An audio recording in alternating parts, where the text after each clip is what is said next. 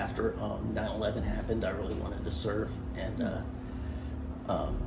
I got commissioned in November 2002, and by October 2003, October 2003, the Air Force sent me to Launch Store Regional Medical Center, and and I had no idea what I was going to see when I got there. Tell me why Wheelchairs for Warriors is here. That's a tricky thing with me because I did not get blown up. I did not get shot. I just, pounded my back into the ground until it finally did nerve damage. And my desire to get help was non-existent, especially, seeing patients that had severe injuries and then looking at myself for hurting or my leg going numb for a little bit. If I went and got care, that means I'm weak and I don't even deserve to be where I'm at. You didn't call us.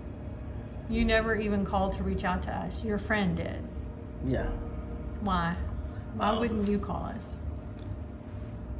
Because every time I go to these websites and look at help that people need and people get, I look at myself and I go like, I'm not that bad. Like I said, I have both of my legs, both of my arms.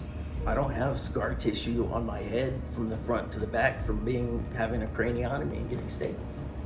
I don't have any of that. So how in the world do I deserve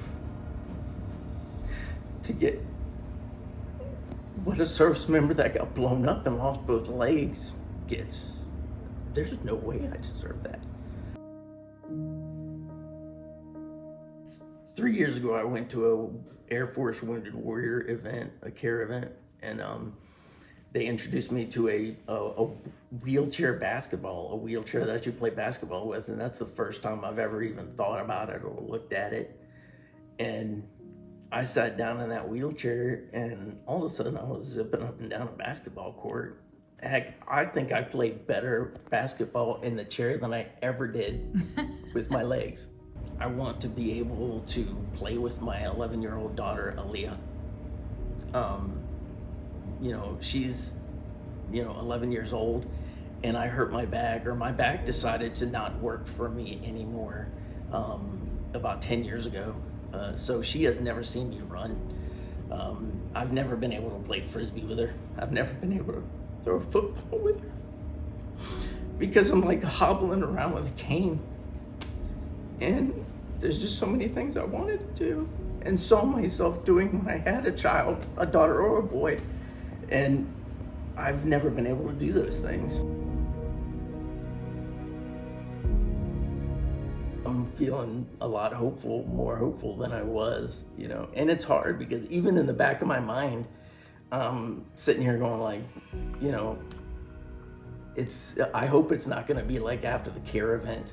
I went out and bought a basketball, and that basketball is still sitting in the trunk of my car, unopened. Why?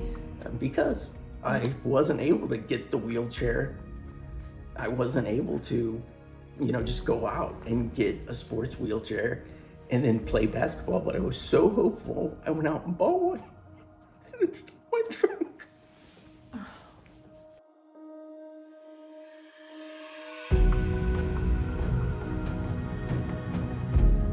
For months afterwards, I felt hopeful every day. But that hopefulness of being able to do those kind of things just started becoming less and less frequent. So I probably, even when we were talking on the phone and writing things, I wasn't even letting myself be hopeful because so many times I want things, I need things, and sometimes I don't think I deserve, so I don't even ask. But I go for 6 months without feeling hopeful. We're going to tell you that you can stay hopeful. We didn't fly all the way out here just to see the white sandy beaches for a couple hours and then leave, okay? We're gonna come back, and when we come back, we're gonna have a wheelchair with us.